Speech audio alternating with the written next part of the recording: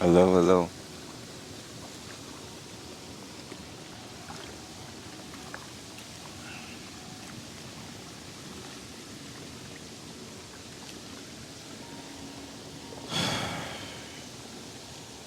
Ladies and gentlemen, boys and girls, rich, poor, wealthy,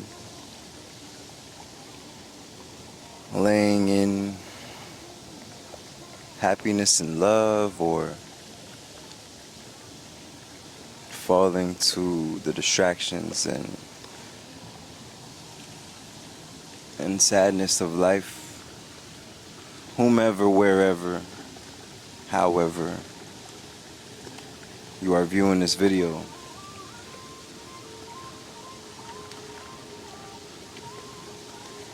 This is intended for you, and I appreciate you for taking the time to click on this video. You know, currently it is, I don't know what time at night, maybe close to 11. I'm somewhere that's located in South Florida. The location is not to be discussed. But I'm here, and didn't even know how I was going to end up here, but I ended up here, you know. And sometimes that just goes to say that what we have planned, what we have in our schedule, what it is that we write down, sometimes we want it to go our way, you know. Sometimes we have this big grand idea of, oh, if we can just do this, if we can just do that, if I can make this happen, then life is a success, you know. But quite frankly, we are all submitted under one God. And that God is the same God with the thought created this whole earth, created this you and I, can continue to allow the sun to rise in the morning, continue the earth to spin, if that's what the earth does, I don't know. Regardless, needless to say, sometimes life doesn't go our way. Sometimes we have this big grand idea of thinking that we're in control of things. We deny the fact and turn the other cheek to the fact that God is in control of it all.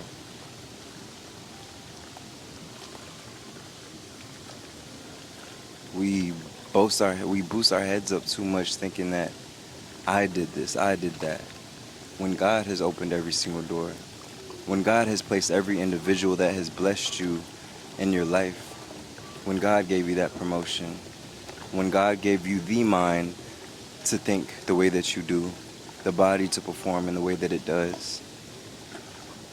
We lose sight of who is ultimately in control.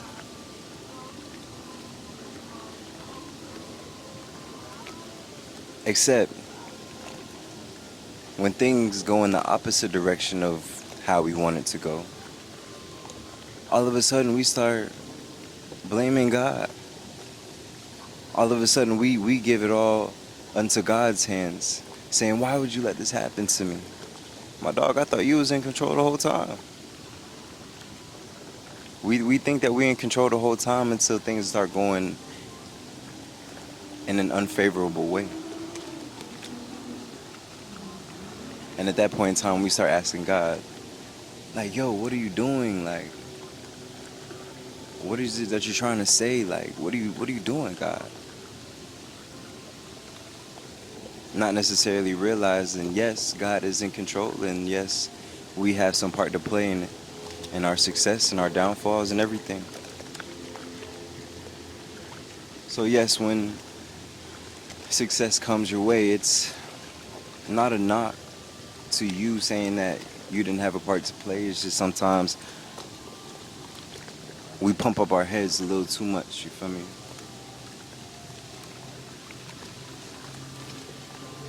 And sometimes we just gotta let go and let God. Because quite frankly, the God that is in control of this whole earth and continues to allow things to grow and prosper in the ways that they do, even after storms, I mean, shit, that look at how, I forget, I haven't been in middle school science for a long time. I forget the name of it, excuse me, but after a big fire or after a big natural disaster comes through and destroys this big natural piece of land, what happens to the land? Now, granted, like I said, I forget the name of what happens, but the land slowly starts to grow back. We don't even necessarily realize how much growth is to come in the midst of any storm that we are facing.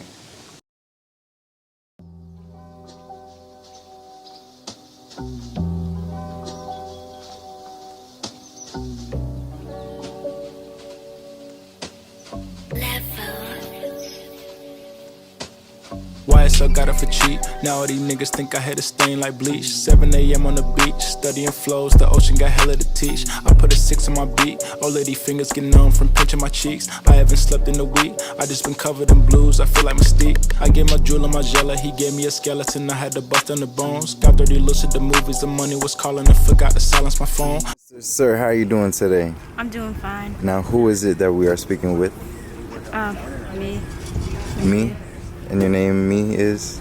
Wallace. Wallace Madison West, the second, the all-star baseball player. We are here in Vieira, Florida for an All-American tournament. How are you feeling so far? I'm feeling good. Feeling pretty good? The game was pretty close. It was like 18 to like 16 maybe, I'm not sure. 18 to 16, y'all whipped them that bad? Y'all whipped them that bad? But it was, now you're good, man. It was a close game, but it was very good. And you had how many hits, you said? What was it? You had how many hits? I had one hit that was a line drive. I think you had 2 hits. No, I got hit with the baseball. Yeah, that's what I'm saying. You had 1 hit and then you got hit. That's 2 hits. Oh. What? 2 hits. 2 hits. You had a good out in the outfield. Yeah, it was. It almost dropped it. But you got it though. Yeah. We going to the championship? Maybe. I'm not sure yet. But And we are going to the that's our goal. championship. Yes, sir. All right, we'll talk to you later. In Paris, a nigga just downloaded Rosetta Stone. All I wrote down on my ride croissants. If they can't provide them, I'll leave it alone. Meeting with Sony, I post on the gram, and a whole lot of rappers that digging my grammar. Charging them $200 a stanza, they pay out of pocket like Vic in Atlanta. Money been jumping, it's too much to handle. I call my accountant, we working in tandem. Used to get Metcalf for summer, last week I made double that. School cannot hold a candle. I'm up in Momotar with a shorty. I keep a Virgil on me like a 40. Couple of Cubans on me, they imported. They got my net froze, rigor mortis. I hit the breaststroke in the bins. Swimming through South Beach with the fins. I just been going crazy with the pen, cause I don't get shit off of spins. YSL got it for cheap. Now all these niggas think I had a stain like bleach. 7 a.m. on the beach, studying flows, the ocean got hella to teach. I put a 6 on my beat, all of these fingers get numb from pinching my cheeks. I haven't slept in a week, I just been covered in blues, I feel like Mystique. Shorty, she down for whatever, I keep my flow under the weather. I'm cold when they come with the pressure, but diamonds all over the bezel. I can't even count them, too many to measure. Steering wheel light as a feathers, matching the shade of interior leather. Feeling more patient than ever, taking my time, enjoying the ride. I get there whenever. I'm in the booth when niggas are sleeping. Happy birthday to you. Are you nice? Yeah. Big, big, big, big, big, big, big, big. Make another wish. Another one. Boom! Birthday girl, you want to say something for the camera? Like what? I don't know what red flags like. That's why. Say something. How does it feel to be almost 9? Huh? It feels good? Tight. Anything else? Well, if they think they should. Venez. Over here. Yeah, cause venez. Yeah. You want packet by? I'm ready. You ready? Yes, sir.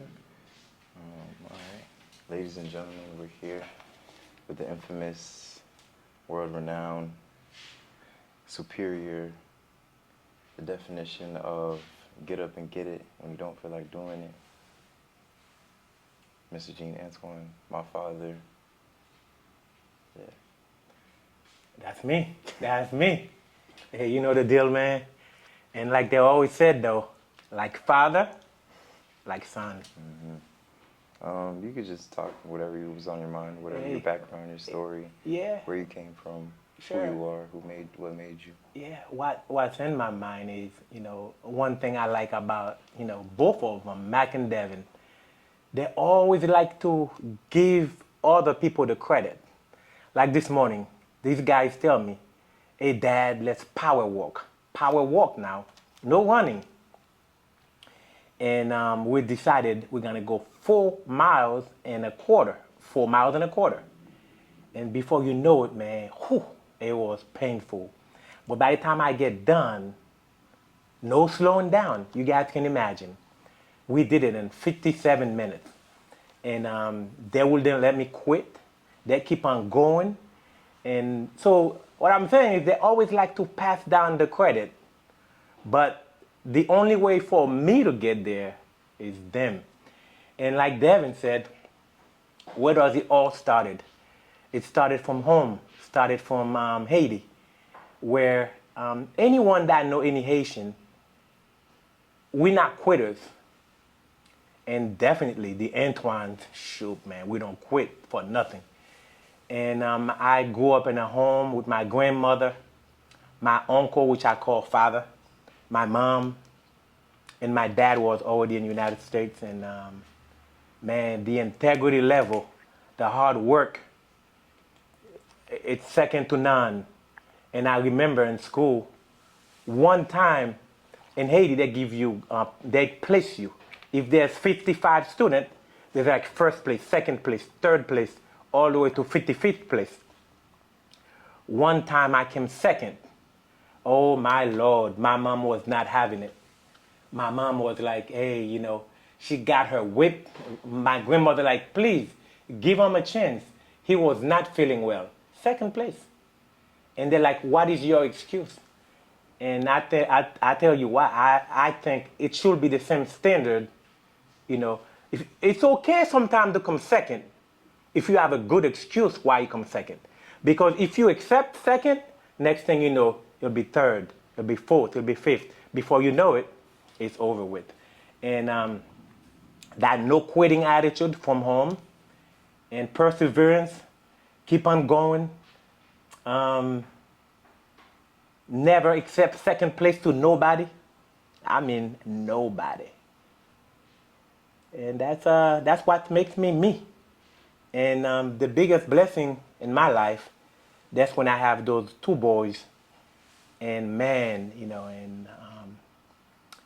and you guys, if anybody get to watch this, you probably never know a family that constantly going out there running like me and those two boys. I don't think they ever spent a week without running. I definitely have not, no. Yeah. And that's what we do. And of course, as I get older, which, it happened a lot, you start having some injuries, and that prevents you from doing what you were able to do when you were 18, 19. But keep on going. Like, I think MLK said it. If you can't run, walk. If you can't walk, crawl. Whatever you do, don't stay in one place. And I tell you what, man, these guys get the same attitude, and now I'm confident. If I go to the beach and relax, they're gonna keep it going. And without a doubt. Sure. Without a doubt. How does the come up, you being brought up in Haiti translate to your life coming over to here, like when you start your career being in like the military and even before then? Well, it started, man, anybody that know me, which Devin know me pretty well, and there's never a time that I talk to anybody without bringing God. Because without God, oh my Lord, oh man, I wouldn't be here. Oh, I will not be here. And he favored me throughout the whole way. How did it started? Came from Haiti. I was 16 going on 17. Started high school. And pretty much I was at that age, I was the man of the house. My mom gave birth to Mikey, my little brother.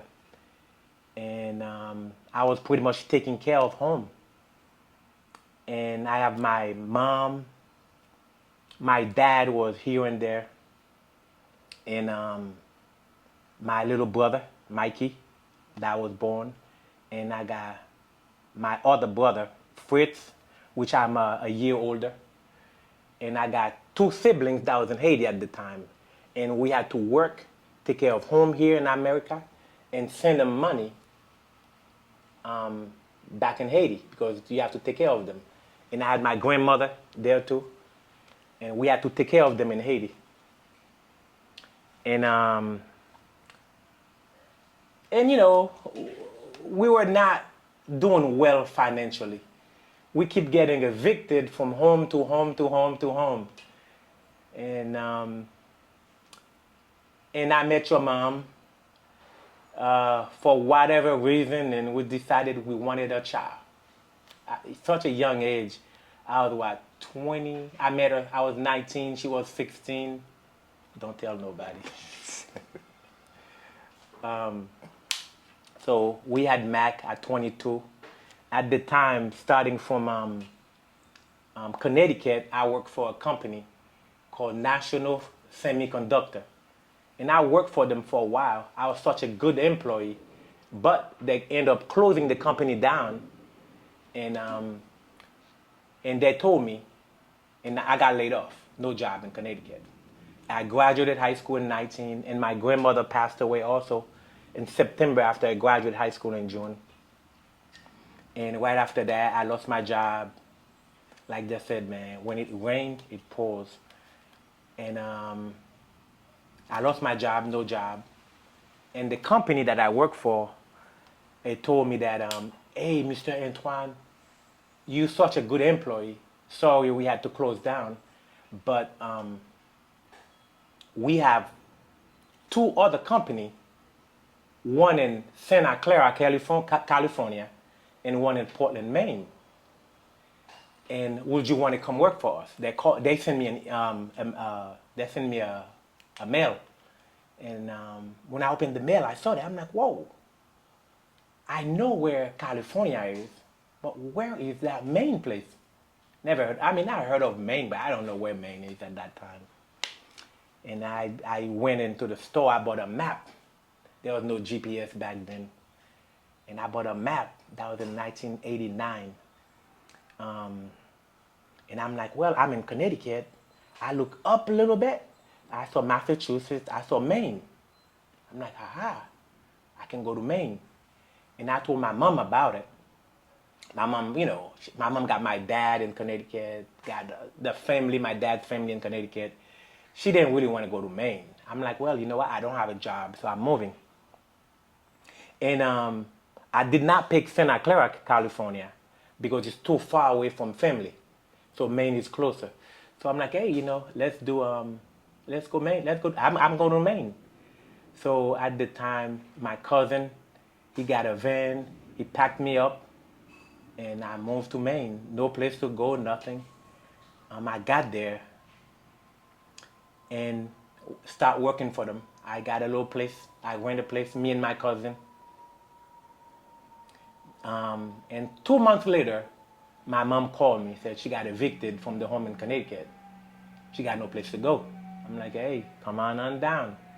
And that's how the whole family ended up in Maine. Like right now, we probably at least 30 and up. And so we moved to Maine. I got there, I think I got there sometime in October. And you know me, man, good looking. And back then, you know, my rap worked. And so I met your mom a month later. I met her sometime in November of, I don't know, what was it? I think it was 1989 or 1990. I think it was 1990, November 1990. Jeez. It's about to rain. Like they said, let it rain, let it rain. Let it rain in Maine. From the east to the west. The Antoine, you know you the best. That's right. So, yeah. So I got there. I met your mom in, I think, November 1990. And, you know, Keep on going, going, going. Then we got Mac. She got pregnant in her last year of high school. And, we believe in work hard. And and the amazing thing, the day I found out Stephanie was pregnant with Mac, I went to work, they laid me off. They laid me off that day. I found out. There's something at the time called EPT, early pregnancy test. I think that's what that means. And then I went to work. They laid me off. I was devastating. And so I applied for job. I'm just letting you know how good God is, though. Sometimes God closed doors, and we don't understand why those doors close. But there's a purpose behind it.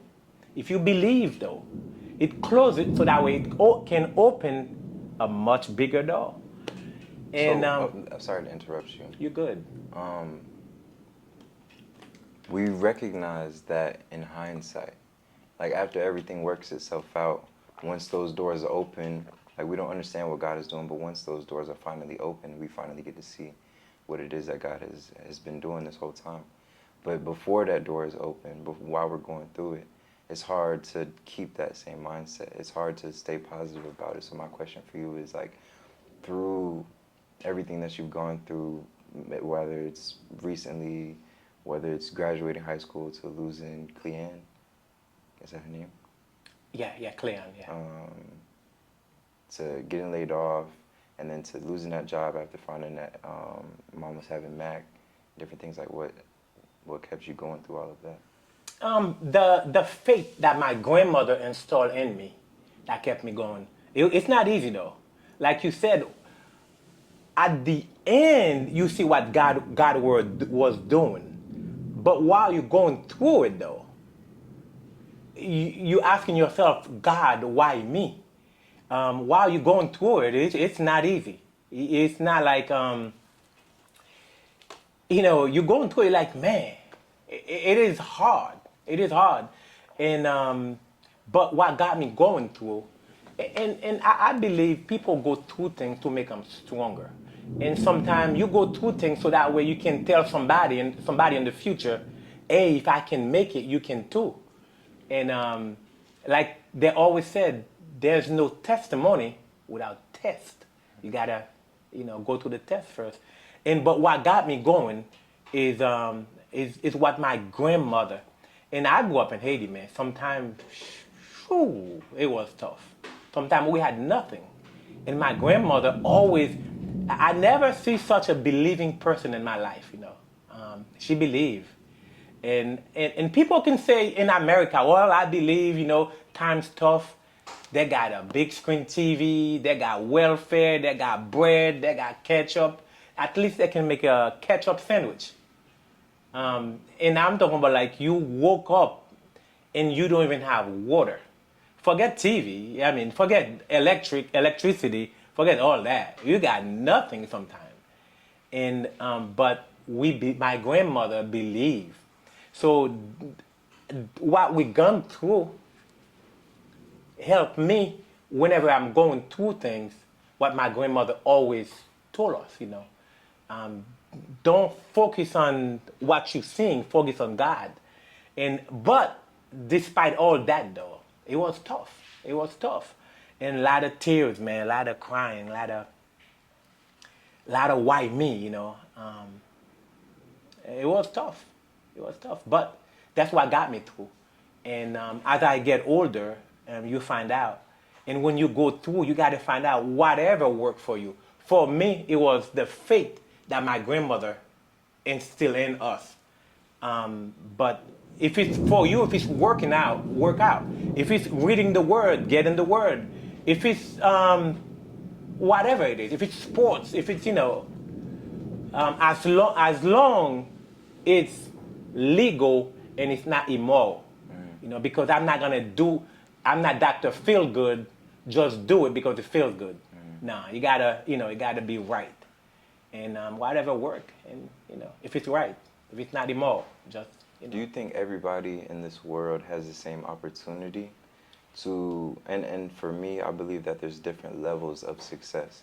Like in the Bible, it speaks on how all of us as human beings, we all make up one body, right? And it mentions how like just as our human bodies, they all play different roles. Like our eye has a different job than my pinky does. My pinky toe has a different job than my thigh does. They all play different parts, but it's all combined and makes up one body. Though there's different levels of success, do you feel like there are chosen ones in a sense? Absolutely, absolutely. And the funny thing, old people like me always like to say that, always to try to make it sound to the young generation that their time was, oh my God, they were great. They never make mistakes. Man, we all make so many silly mistakes, man. And I find all the mistakes that I made, and throughout the whole way, God always by my side. It could be I had a praying grandmother, you know. It could be, I don't know what it is. It could be like God favors me throughout the whole way. But I know some people that don't even make a quarter of a mistake that I made. They don't make it. And I really think that God really select his people. And I tell people, man, yeah, you know, yeah, you can make your mistakes, this and that. But if you can limit it, because we all one mistake away. We all one phone call away from, you know. And don't think like this guy, oh, he made his mistake, he made it. And I can too. No, it don't work like that. And some people, one mistake, and it's over. And I think God really select his people. And we all not created equal. Absolutely not. Absolutely not. Just like right now, I mean, you know, I got to know you for almost 23 years. And I've seen your work ethics. You work hard. But I also know some people that never work hard physically one day of their life, and they got a six-pack, they boom, ready to go. But you work for what you got. And some people, they were born that way, just like, you know, the favor in my life. I think, you know, God favors me. He favors me. And he really favored me. Yeah, but to go back to what you were saying, though. You were saying, you know, I'm just showing you how God sometimes closed doors to get you to where you're going. And when Stephanie gave birth to Mac, man, I look for jobs. No place was hiring.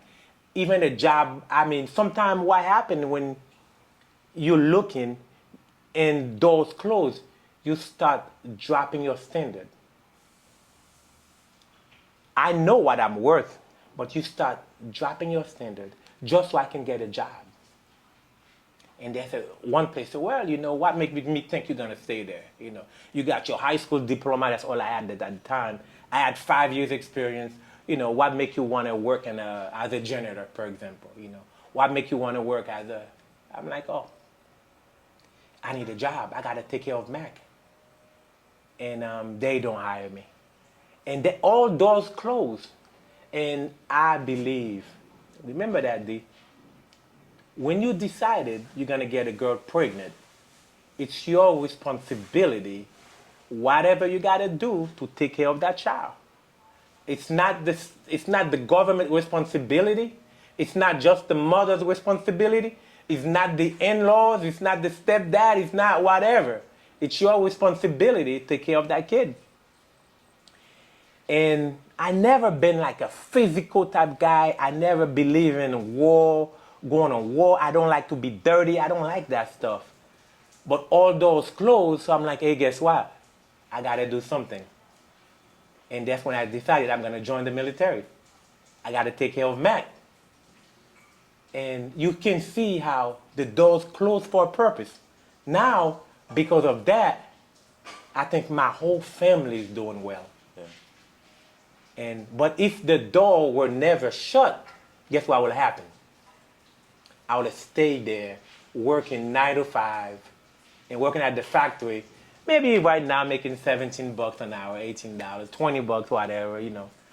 which I'm, whatever God gave us, we got to be grateful for, and then continue on getting better and better and better. But I'm saying though, those doors were shut, so that way God can get us where we are where we are today. My man, MAC, come on down, man. We got some eggs in there. You got some eggs? Yeah, where'd it go? Where'd it go? Hey, my man having a. You can sit either next to it because we both got mics on, so we don't. I just hopped out the shower though. You good? You good? A third mic, It so. don't smell like outside. Hey, you're part of the team. Give him a hug for me. Give him a hug. Give him a hug. He needs a hug. It's all good. We paid a water bill. Yeah, we don't have a third mic, but you're close enough to where it'll pick it up. My next question for you. Close this one, baby. You always you always mention how there's no success without sacrifice. And if you could speak on that statement itself and mention some sacrifices that you've had to make in whatever part of your life. That's right, man. That was my thing last year. And it's still the same thing, This year is what? I'm not sure.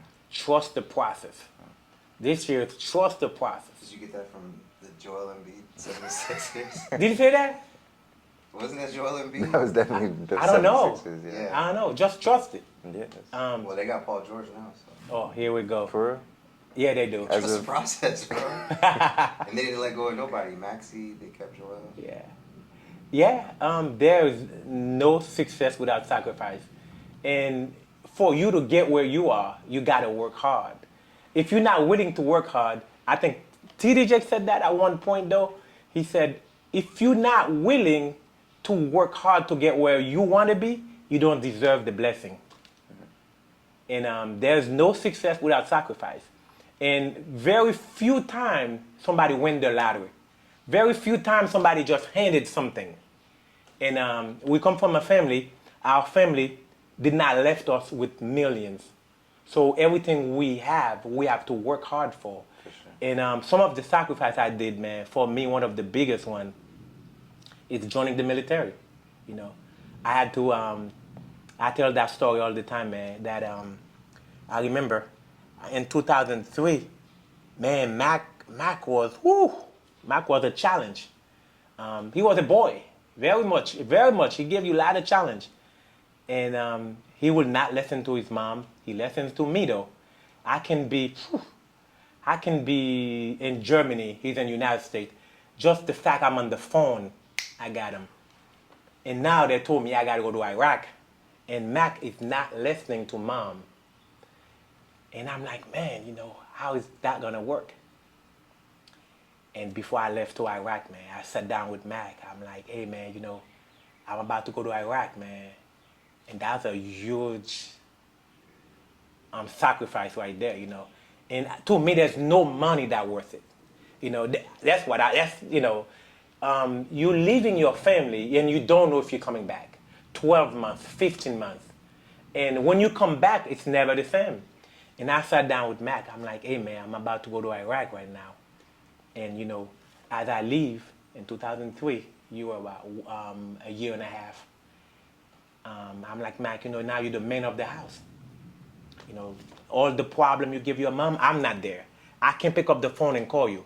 You are the man of the house. And man, and I came back.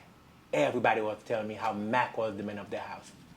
He give moms no problem.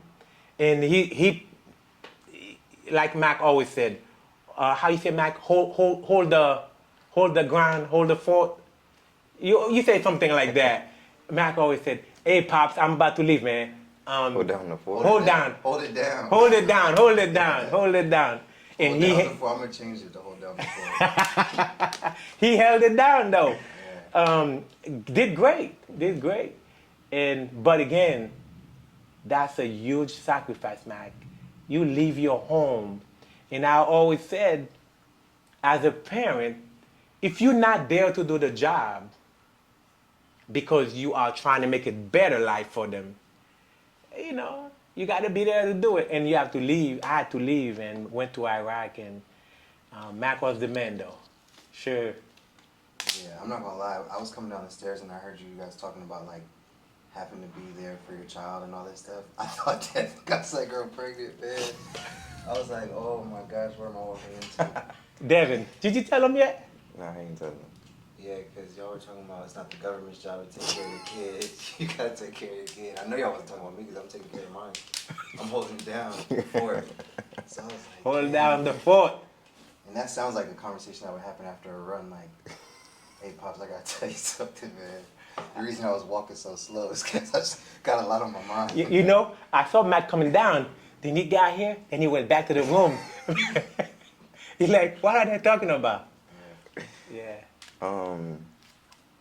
So the question that comes to my mind is, if you can put yourself in Mac's shoes in that time frame of you going to Iraq, what was the thoughts, and then you can answer for yourself after this. What do you think were the thoughts going through Mac's head which made that shift in his mind from going to a boy to being the man of the house? You know, here's one thing I can tell about Mac, man.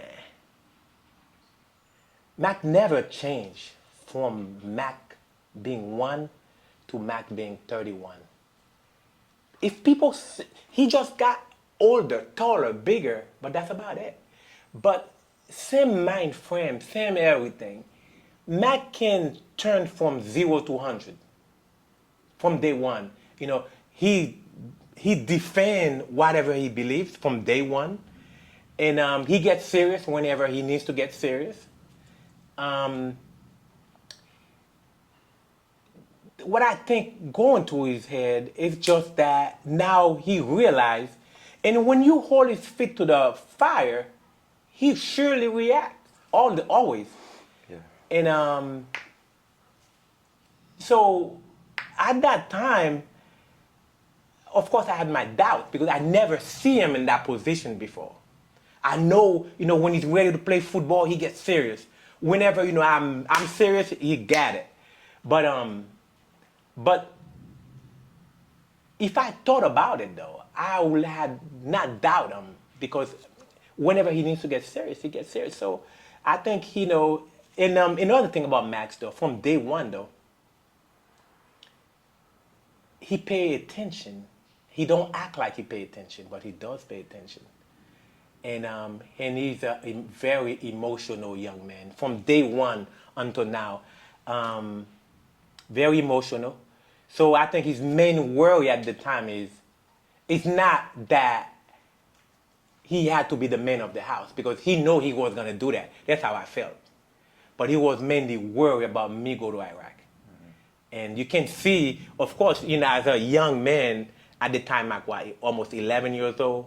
So you had to break it down in a way he can understand. But he knew I was about to go to Iraq. He knew it, so I can see the worry in his face, very worried.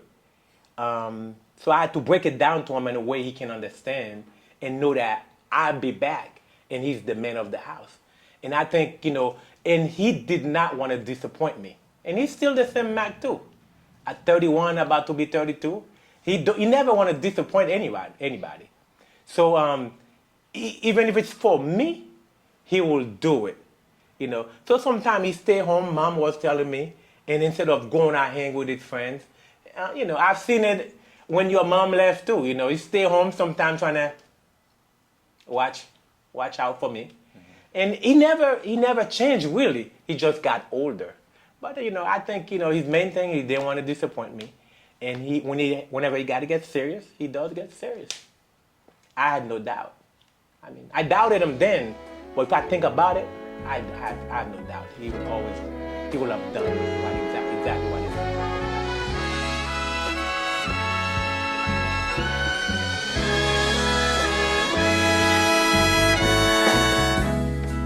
We people who are darker than blue,